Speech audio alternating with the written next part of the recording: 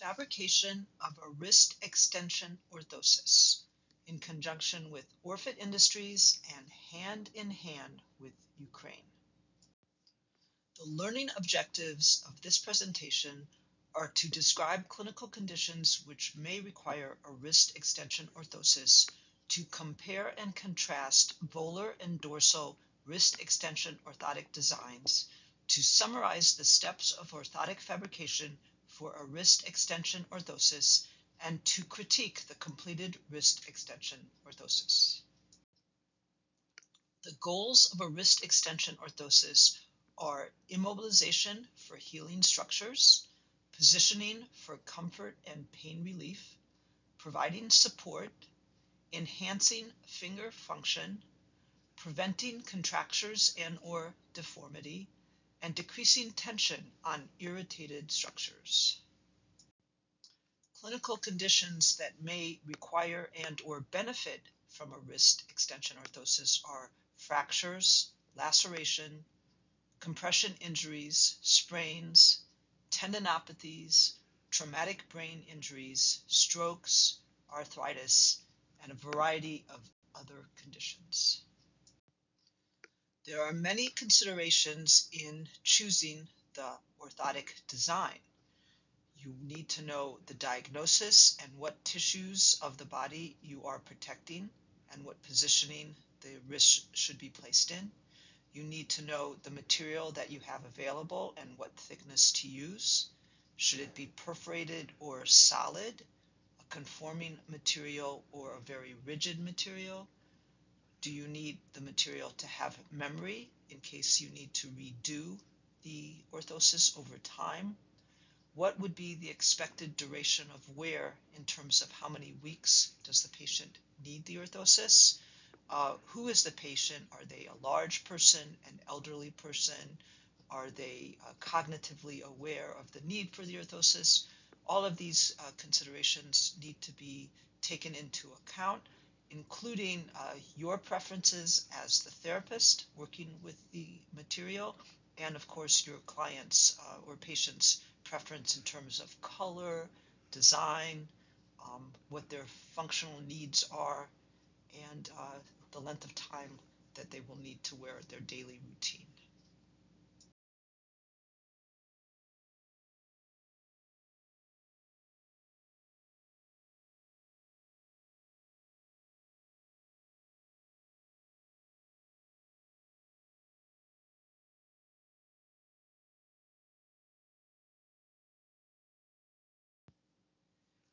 In terms of material choices, it is typically advisable to use a 3.2 millimeter 1/8 inch thick or 2.4 millimeter 1/12 inch thick material for the average adult-sized patient.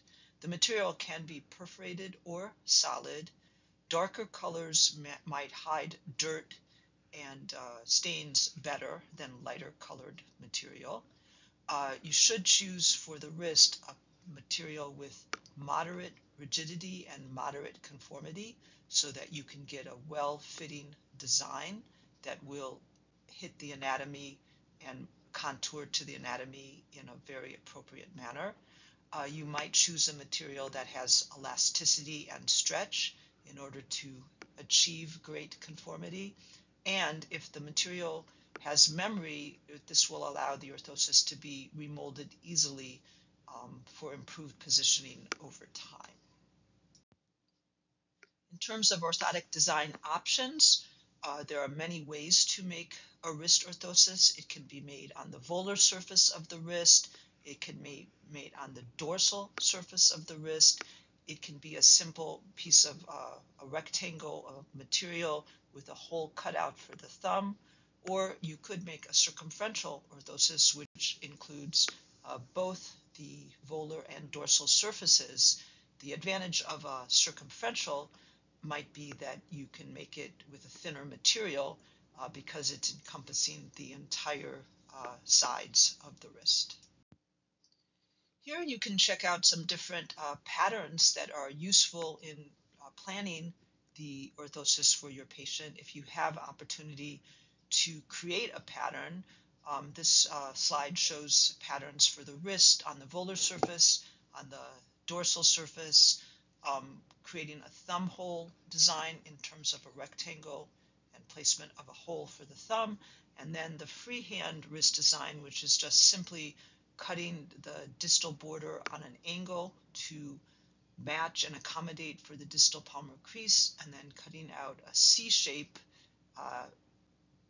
material piece that would be placed over the thumb to allow for thumb motion. So let's compare and contrast the different designs. A volar wrist extension orthosis is placed on the volar palm and forearm. It offers support to the palmar arches of the hand.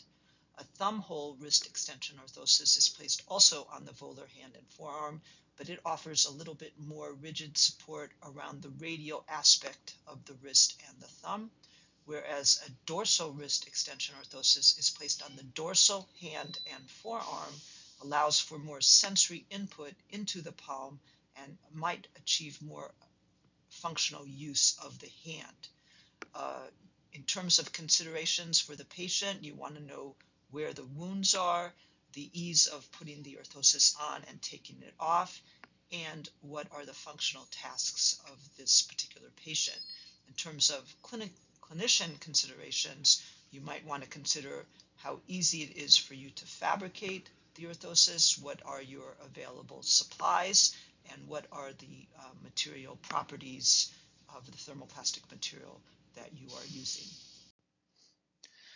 The key anatomical landmarks in creating a pattern for a wrist orthosis are the forearm, circumference and length, the first web space for securing the orthosis in place and preventing movement of the orthosis, the index and little finger metacarpal heads, which help to find the distal palmar crease, and the thenar crease, which helps to judge how much thumb motion to allow.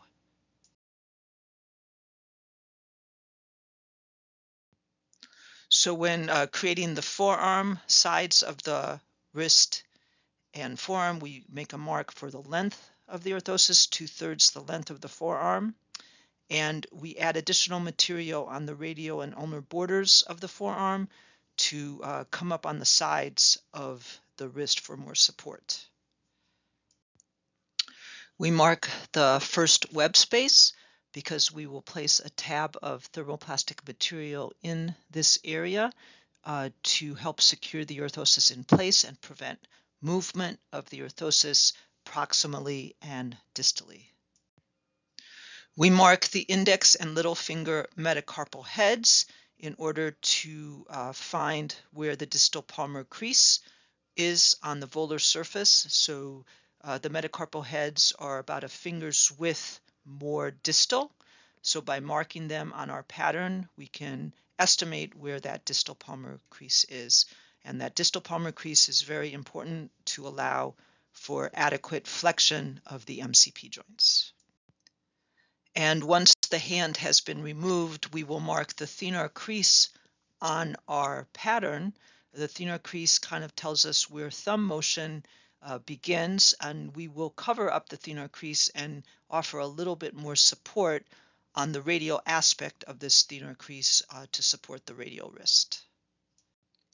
So the steps of fabrication include creating a pattern of the intended orthosis, transferring this pattern to thermoplastic material, preheating the thermoplastic material briefly in hot water prior to cutting it out, and then once it's been cut out, reheating the thermoplastic material to activate it fully for molding. We then mold the material on the patient's limb in the desired position of wrist extension. We can remove the fitted orthosis and trim as needed, and then add straps to secure it to our patient. And then we critique the finished orthosis for fit, for positioning, and for comfort. This video shows how to draw the pattern on a paper towel in ideal conditions.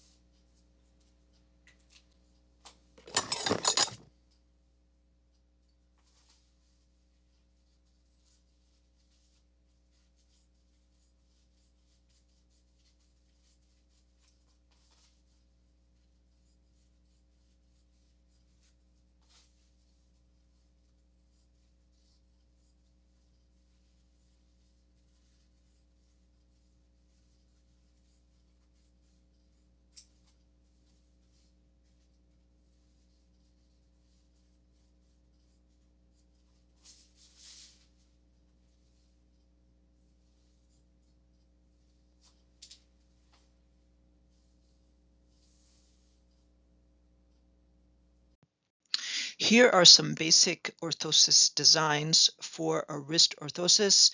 If you don't have the ability to create a pattern beforehand, you can use a rectangle of thermoplastic material and prepare the basic volar design, a thumbhole design, or even your dorsal design without actually making a pattern beforehand. This video demonstrates molding a volar orthosis for the wrist.